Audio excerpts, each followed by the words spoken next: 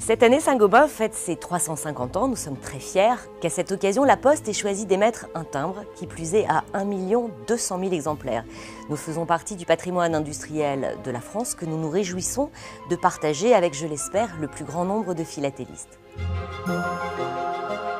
Alors à Boulazac, nous imprimons entre 2,5 milliards et 3 milliards de timbres par an. Il y a beaucoup de demandes, entre 1200 et 1600 demandes par an pour à peu près 50 à 60 timbres par an.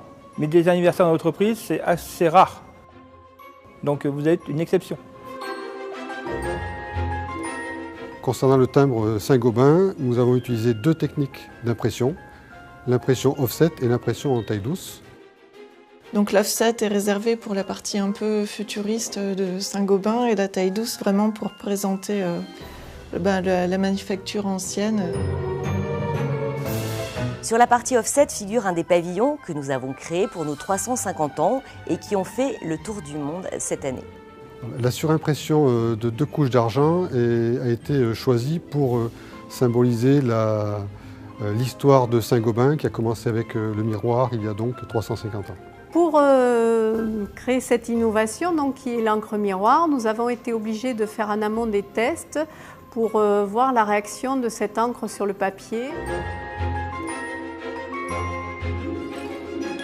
La partie taille douce représente la manufacture du village de Saint-Gobain en Picardie qui a donné son nom au groupe Saint-Gobain.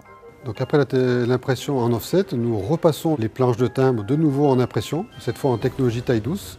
Et là, nous venons rajouter au-dessus de l'impression une autre impression qui donne un rendu avec un effet relief.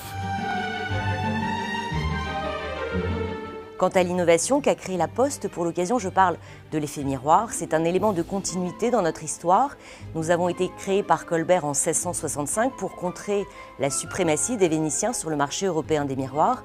Et c'est un produit que nous fabriquons toujours aujourd'hui dans nos usines.